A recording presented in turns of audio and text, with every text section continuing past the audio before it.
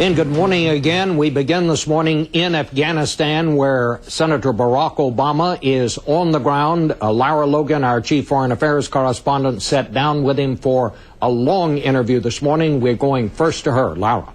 Good morning, Bob. Well, Senator Obama spent his first day in Afghanistan yesterday visiting the troops, talking to soldiers, speaking with their commanders. Today he met privately with President Hamid Karzai of Afghanistan, and he says that after talking to both sides, his assessment is that the situation in Afghanistan is both precarious and urgent. And he said that the U.S. has to start planning to put more troops in Afghanistan now. I believe U.S. Troop levels need to increase, and I've for at least a year now have called for 2 additional brigades, perhaps 3. I think it's very important that we unify command more effectively to coordinate our military activities. But military alone is not going to be enough. The Afghan government needs to do more, but we have to understand that the situation is precarious and urgent here in Afghanistan, and I believe this has to be our central focus, the central front on our battle against terrorism. Why does it have to be the central front? What is so critical to U.S. interests here? This is where they can plan attacks. They have sanctuary here. They are gathering huge amounts of money as a consequence of the drug trade in the region. And so that global network is centered in this area. And I think one of the biggest mistakes we made strategically after 9/11 was to fail to finish the job here, focus our attention here. We got distracted by Iraq.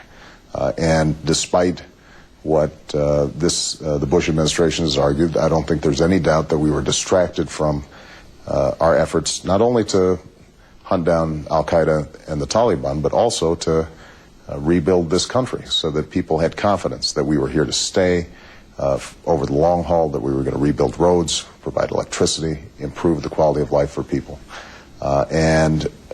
Now we have a chance, I think, to correct some of those errors. There's starting to be a growing consensus that it's time for us to withdraw some our combat troops out of Iraq, deploy them here in Afghanistan, and I think we have to seize that opportunity. Now's the time for us to do it. I think it's important for us to do is to begin planning for those brigades now.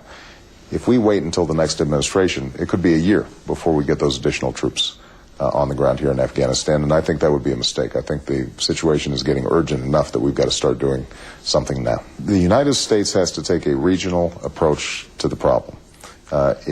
Just as we can't be myopic and focus only on Iraq, we also can't think that we can solve the security problems here in Afghanistan without engaging the Pakistan government. But how do you compel Pakistan to act? Well, I think that the U.S. government provides an awful lot of aid to Pakistan, provides a lot of military support to Pakistan, and to send a clear message to Pakistan that this is important to them as well as to us.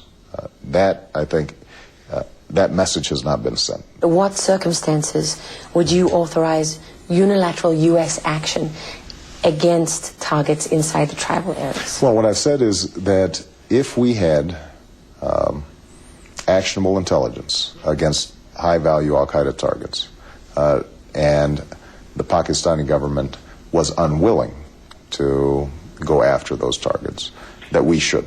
Now, my hope is that it doesn't come to that in fact the Pakistani government would recognize that if we had Osama bin Laden in our sights, that we should fire, or we should capture and seize. Isn't that the case now? I mean, do you really think that U.S. forces had Osama bin Laden in their sights and the Pakistanis said no, that they wouldn't fire? They wouldn't go after? I think actually this is current doctrine.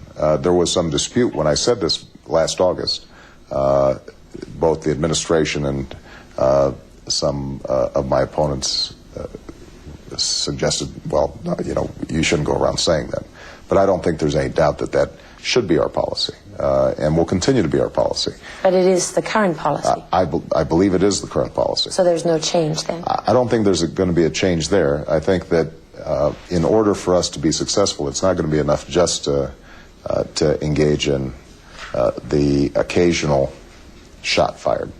We've got training camps that are growing and multiplying. Would you take out all those training camps? Well, I think that what we'd like to see is the Pakistani government take out those training camps. And if they won't? Well, I think that we've got to work with them so they will.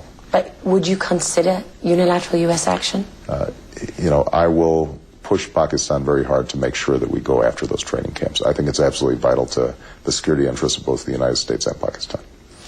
Because you do have a situation 7 years on into this war where Osama bin Laden and all his lieutenants and all the leaders of the Taliban, they're still there. Right. And they're inside Pakistan. It's a huge problem. And first of all, if we hadn't taken our eye off the ball, we might have caught them before they got into Pakistan and were able to reconstitute themselves.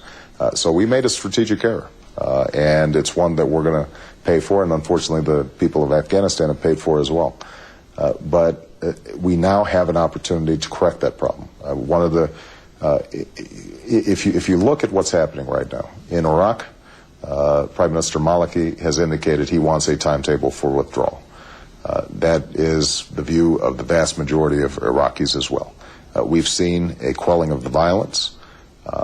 We haven't seen as much political progress as needs to be made, but we're starting to see some efforts on the part of the various factions to deal with some of the issues that are out there. Token efforts at best, though, they are token efforts at best, but if we have a timetable and they suddenly see an urgency behind the fact that the American troops are going to be leaving and that they need to get their act together, then this is the perfect moment for us to say we are going to shift our resources. We're going to get a couple of more brigades here into Afghanistan.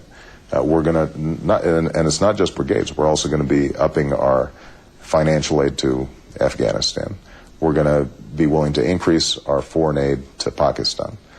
In exchange, we're going to expect that Pakistan takes much more seriously going after Al-Qaeda and Taliban base camps on their side of the borders. What would be mission accomplished for you in Afghanistan? Well, mission accomplished would be that we have stabilized Afghanistan, that the Afghan people are experiencing rising standards of living, that we have made sure that we are disabling Al-Qaeda and the Taliban so that they can no longer attack Afghanistan, they can no longer engage in attacks against targets in Pakistan, and they can't target the United States or its allies. So losing is not an option? Losing is not an option when it comes to Al-Qaeda, and it never has been.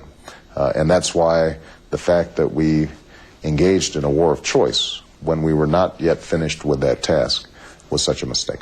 Do you believe the war on terror can be won if Osama bin Laden is still alive and if he's still out there? I think there would be enormous symbolic value in us capturing or killing bin Laden, because I think he's still a rallying point for Islamic extremists. But I don't think that by itself is sufficient. I think that we are going to have to be vigilant in dismantling these terrorist networks. Okay, last question. There is a perception that you lack experience in world affairs. Right.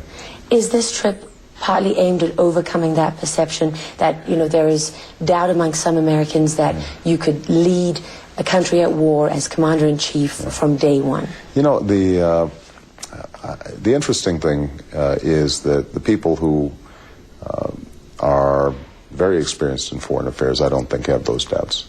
The troops that I've been meeting with over the last several days, they don't seem to have those doubts. So the objective of this trip was to have substantive discussions with people like President Karzai or Prime Minister Maliki or President Sarkozy or others who I expect to be dealing with over the next 8 to 10 years. And it's important for me to have a relationship with them early, that I start listening to them now, getting a sense of what their interests and concerns are.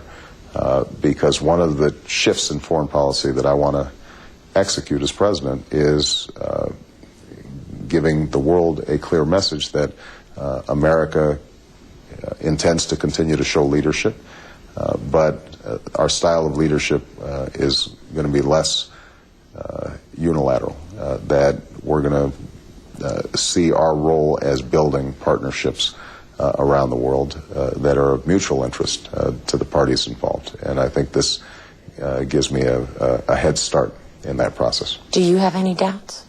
Never. Thank you very much. Thank you. Senator. I appreciate it.